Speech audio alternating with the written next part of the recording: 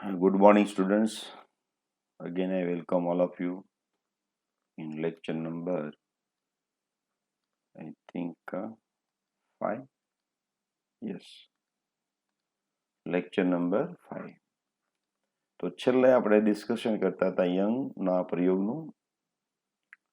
અહીંયા આગળ બે સ્લીટ છે.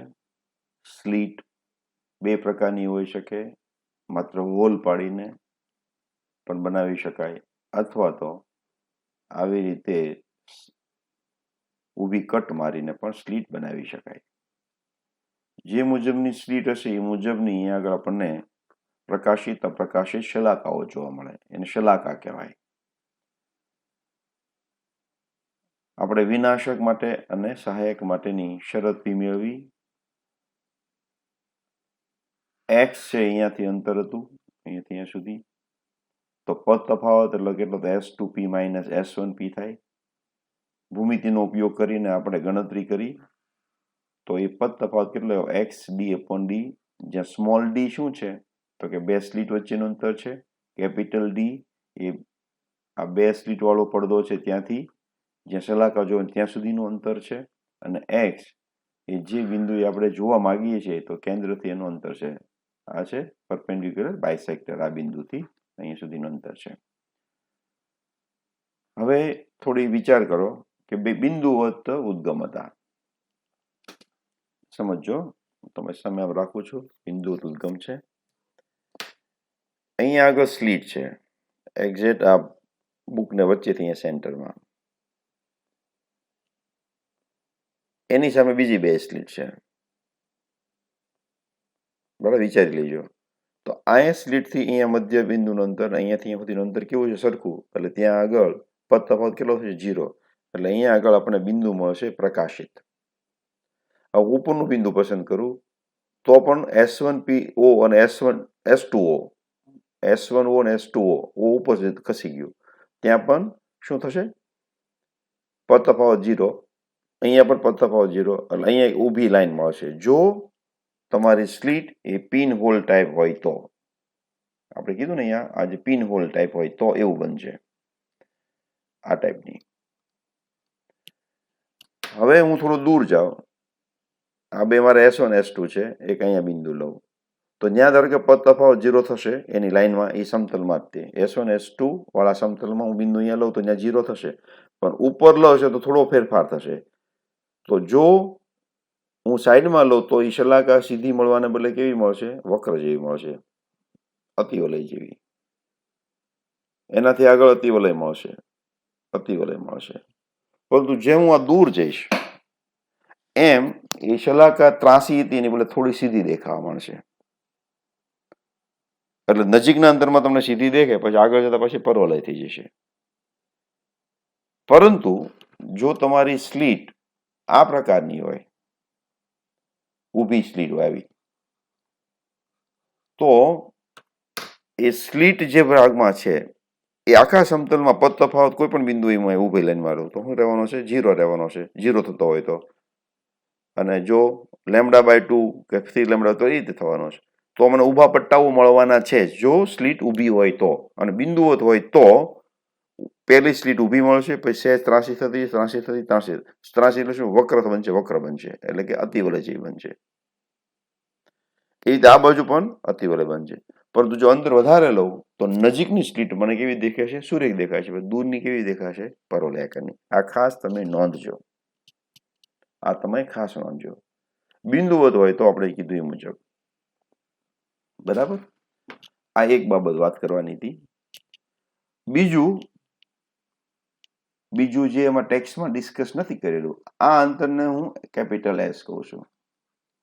અને આ બે વચ્ચેનું સોરી, આ નહીં,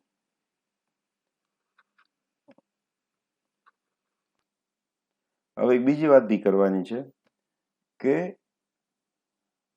આ જે મેઇન સ્લીટ છે એની પહોળાઈને હું સ્મોલ s કહું અને અહીંયાથી સુધીના અંતરને હું કેપિટલ S કહું. તો small s upon capital S એ લેમડા અપોન ડી કરતાં નાનું હોવું જોઈએ, તો તમને વ્યતિકરણ સ્પષ્ટ દેખાય. આવું થિયરીમાં પાર્ટમાં ડિસ્કસ નથી કરેલું, પણ તમે નોંધ કરજો. વ્યતિકરણ શલાકા સ્પષ્ટ મળવાની શરત. બરાબર છે. હવે ધારો કે હું સ્લીટ પહોળી કરું, આ સ્લીટ પહોળી કરું તો આ અંશ વધી જશે. અંશ વધી જશે એટલે આ જે શરતનું પાલન થતું હતું એ નહીં થાય. એટલે તમને અહીંયા જે શલાકાઓ સ્પષ્ટ બ્રાઇટ ડાર્ક મળતી હતી એ મળતી બંધ થઈ જશે. અથવા આને હું નજીક લાવું, કેપિટલ એસ નાનો કરું, કેપિટલ એસ નાનો કરું એટલે આ મોટું થઈ જશે. આ મોટું થઈ જશે એટલે આ લગભગ કમ્પેરેબલ થઈ જતા એનાથી મોટું પણ લેમ્ડા અપોન ડી કરતા. તો અહીંયા જે શલાકાઓ તમને સ્પષ્ટ મળશે નહીં. એટલે આની ખ્યાલ રાખવાનો. જ્યાં સુધી શલાકાઓ મળશે તો કે આ સ્મોલ એસ વધારવાથી કે ઘટાડવાથી અથવા કેપિટલ એસ વધારવાથી ઘટાડવાથી શલાકાની પહોળાઈમાં કોઈ ફેર પડતો નથી, પરંતુ એની વિઝિબિલિટીમાં ફેર પડે છે અને વિઝિબિલિટી કહેવાય. તમને જુદું દેખાય સરસ રીતે તો વિઝિબિલિટી સારી છે એમ કહેવાય, અને જો ન દેખાય તો તમને વિઝિબિલિટી પુઅર છે એમ કહેવાય. એટલે આ એક શરત તમે ખાસ નોંધી લેજો. હવે આગળ અહીંયા આપણે કીધું પ્રકાશિત શલાકા મળી, અપ્રકાશિત, પ્રકાશિત, અપ્રકાશિત. તો એ કોના પર આધાર રાખે છે? એક્સ ઉપર આધાર રાખે છે. તો આપણે સૂત્ર આપણું આવું લીધું, x d upon d. N માં ક્રમની પ્રકાશિત હોય તો અહીંયા એન લેમ્ડા થશે. એન માં ક્રમની પ્રકાશિત શલાકા માટે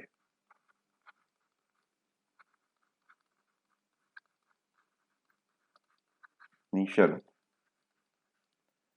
તો xn શું થઈ જશે? તો કે n lambda D upon D. xn એટલે શું? તો કે લંબ વિભાજક બિંદુથી શલાકાનું અંતર. બરાબર છે. એટલે માની લઈએ કે અહીંયાથી અહીંયા સુધી n માં ક્રમની છે એટલે xn કહું. અહીંયા n માં ક્રમની તો અહીંયા કઈ હોય? n+1 માં ક્રમની હોય કે નહીં? તો એને હું xn+1 કહું. હવે જો આટલું અંતર મારે જોતું હોય અહીંયાથી અહીંયા સુધી તો ક્રમિક બે શલાકા વચ્ચેનું અંતર કહેવાય. તો આટલામાંથી આટલું અંતર બાદ કરું એટલે મને મળી જશે. બે ક્રમિક શલાકા વચ્ચેનું અંતર કેમ મળશે? તો xn+1 - xn. એ આપણે શોધી કાઢવાનું છે. તેવી જ રીતે n+1 ના ક્રમ માટે હું લખી શકું xn+1 બરાબર n+1 lambda D upon D. આને હું 1 કહું, આને હું 2 કહું. તેથી ક્રમિક બે પ્રકાશિત શલાકા વચ્ચે નું અંતર, તો એને આપણે શું કહીશું? બીટા બરાબર n+1 નંબરની માઇનસ n માં નંબરની. તો આ બંનેને આપણે બાદબાકી કરશું. n+1 lambda capital D upon small D minus n lambda D upon small D. તો અહીં n lambda D upon D ઉડી જશે. આપણી પાસે આવશે lambda capital D upon small D. આને કહેશું બે ક્રમિક શલાકા વચ્ચેનું અંતર. જો આપણે અપ્રકાશિત માટે શોધ્યું હોત તો અહીંયા મારે કન્ડિશનમાં ખાલી ફેરફાર કરવાનો થાત. તમે ઘરના હોમવર્ક માટે આપું છું. તો અહીંયા મારે શું કરવું પડે? n+½ lambda. અને n+1 ના ક્રમ માટે જ્યાં n છે ત્યાં મારે શું કરવાનું? n+1 + 1.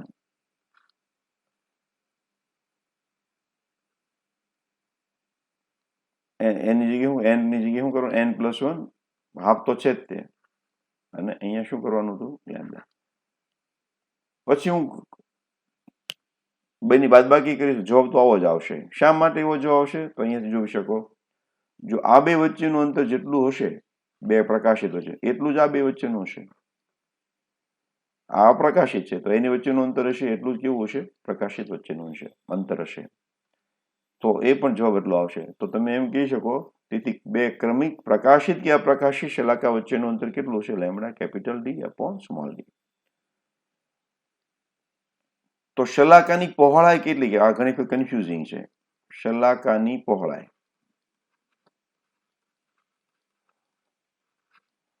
તો આમાં પ્રકાશિતની પહોળાઈ એટલી જ કહેવાય, એટલી જ તે. તો જે આપણે અત્યારે જે આપણે મેળવ્યું છે અહીંયાથી અહીંયા સુધીનું મેળવ્યું છે, આટલી કેટલી હોય તેનાથી અડધી.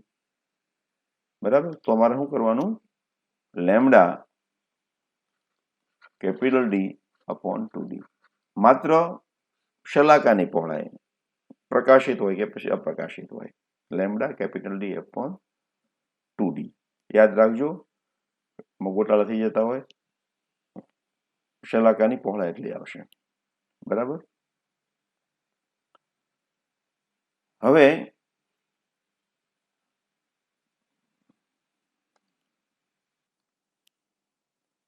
આપણે થોડું વધારે એનાલિસિસ કરીએ. પડદો આ જે છે સામો રાખેલો છે એ પડદાનું હું અવલોકન લઉં છું. તો આ પડદાની અંદર આપણને પ્રકાશિત અને અપ્રકાશિત શલાકાઓ જોવા મળશે. તો હું એક પસંદગી કરી લઉં છું.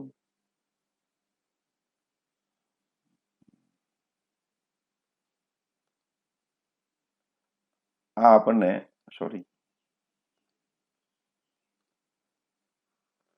આપણને પ્રકાશિત શલાકા મળી. એની પહોળાઈ કેટલી હશે, તો લેમ્બડા ડી અપોન 2d હશે. પછી અપ્રકાશિત મળશે, લાલને પ્રકાશિત કહું છું. માફ કરજો, થોડી વિડ્થમાં ફેરફાર થાય પણ તમે બધી વિડ્થ સરખી રાખવાની છે. પછી આ પ્રકાશિત બનશે, પણ આ શૂન્ય ક્રમની છે, પહેલી છે. પછી આ પ્રથમ ક્રમની એક બાજુ, પ્રથમ ક્રમની એક બાજુ, પ્રથમ ક્રમની એક બાજુ, આ બીજા ક્રમની, એવી રીતે આ ત્રીજા ક્રમની, આ છે શૂન્ય ક્રમની. આ કઈ છે, શૂન્ય ક્રમની. આ પહેલી, આ બીજી, આ ત્રીજી. એવી જ રીતે આ બાજુ પણ આપણને મળવાની છે, પહેલી, બીજી, સીધી જ મળે. તમારે તો દોરવામાં ફેરફાર થતો હોય તો માફ કરજો. તો આવી રીતે આપણને પહેલી મળશે, બીજી મળશે, ત્રીજી મળશે.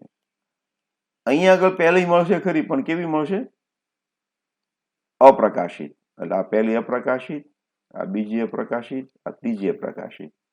આ પહેલી અપ્રકાશિત, આ બીજી અપ્રકાશિત, આ ત્રીજી અપ્રકાશિત. અહીંયાથી અહીં સુધીનું અંતર કેટલું હશે, તો કે લેમ્બડા ડી અપોન ડી. પણ આની પહોળાઈ કેટલી હશે, તો lambda D upon 2d. Okay. આ પડદા પર આવું દેખાય આપણને. જો બિંદુઓ થશે એવું સ્લીટ, તો દૂર જતા થોડી ત્રાસી થઈ જશે આવી રીતે, અતિવલય પ્રકારની. ઓકે. પણ મધ્યની છે કેવી છે, સુરેખ જેવી છે. જેમ શલાકાઓ વચ્ચેનું આપણે અંતર જે બદલીએ, બે શલાકા શું, બે સ્લીટ વચ્ચેનું અંતર જેમ નાનું રાખીશું ને એમ વક્રતા વધતી જશે. જે મોટું રાખશું એમ વક્રતા ઓછી થતી જશે. યાદ રાખજો, જે આપણે S1 ને S2 લીધા છે ને, S1 ને S2 એના અંતર ઉપર આધાર રાખે. જો S1 ને S2 બહુ નજીક હશે તો વક્રતા વધી જશે, અને S1 S2 જો દૂર હશે તો વક્રતા ઓછી થશે. આ ખાસ નોંધ કરજો. ઓકે.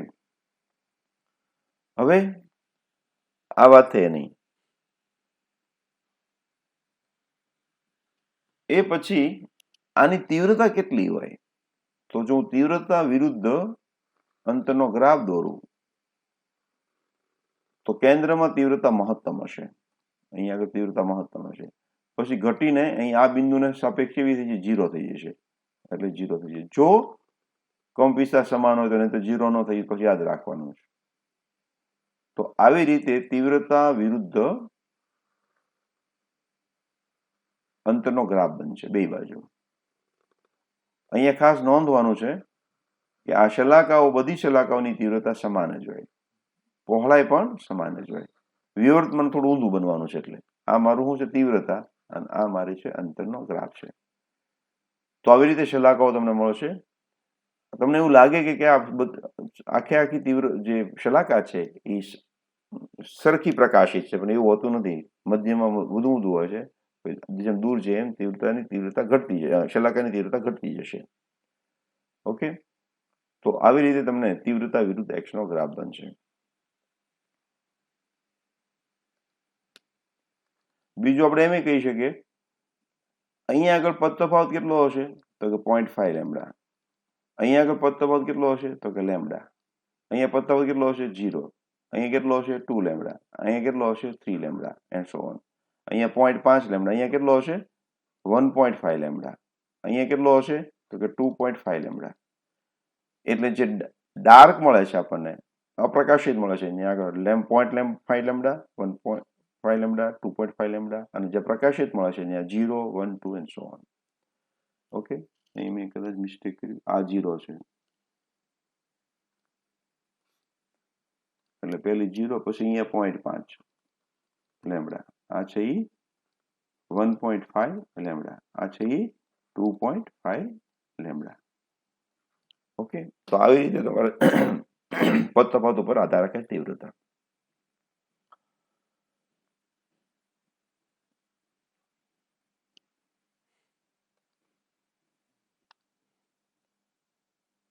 તો આપણે જે ડિસ્કસ કર્યું, અહીંયા આગળ આપણી સ્લીટ પહેલી હતી, અહીંયા અમે તો બલ્બ રાખવાનો છે, અહીં પહેલી સ્લીટ છે, અહીંયા બીજી સ્લીટ છે, અને જો આપણે અમે પડદો રાખીએ તો પડદા પર આપણે શું કીધું, પ્રકાશિત અને અપ્રકાશિત શલાકાઓ મળશે. આ એનું સોરી થોડુંક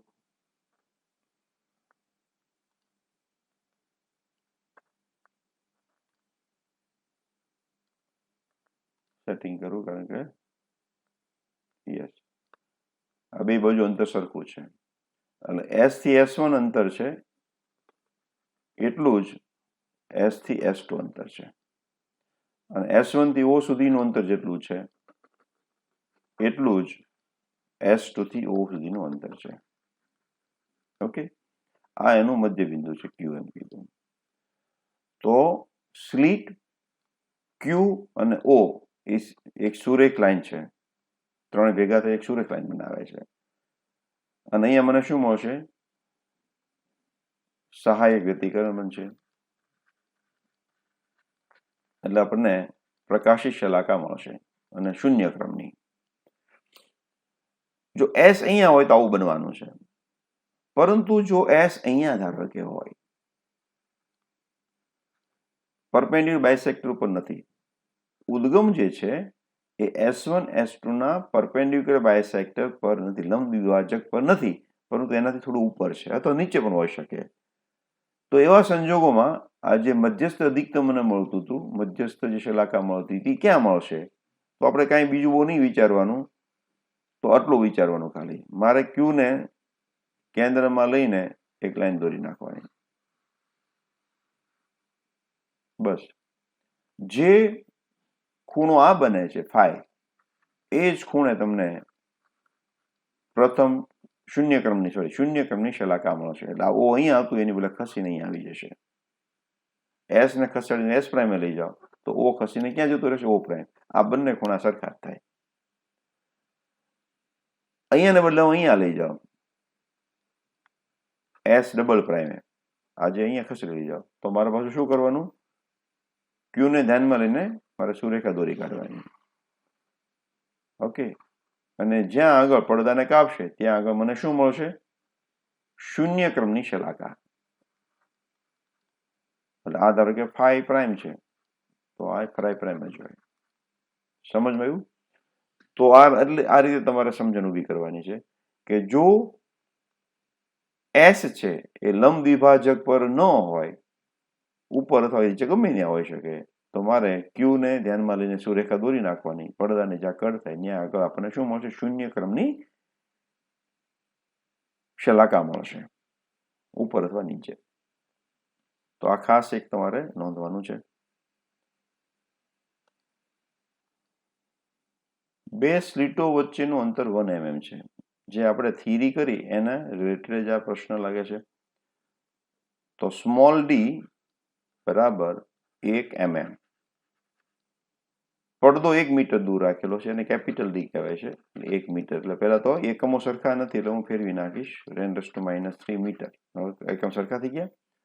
જ્યારે 500 નેનોમીટર તરંગ લંબાઈનો બ્લુ ગ્રીન પ્રકાશ વાપરવામાં આવે ત્યારે શલાકા વચ્ચેનું અંતર કેટલું હશે? તો લેમ્બડા છે 500 નેનોમીટર 10⁻⁹ મીટર અને આપણે શલાકા વચ્ચેનું અંતર એટલે બીટા ગણવાનું છે.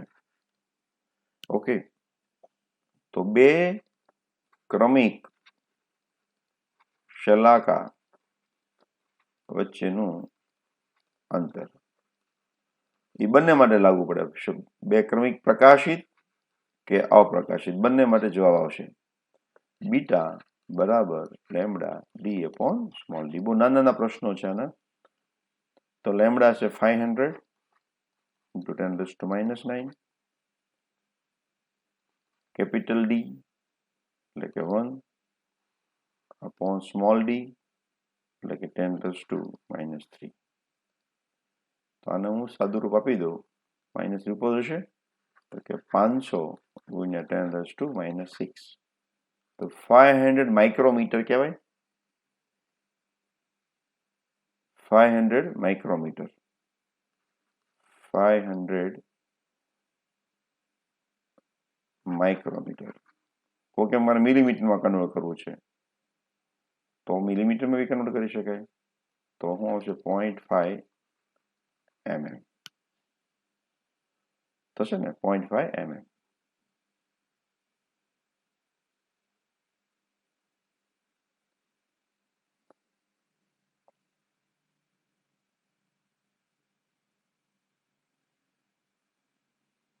ઓકે, બીજો પ્રશ્ન છે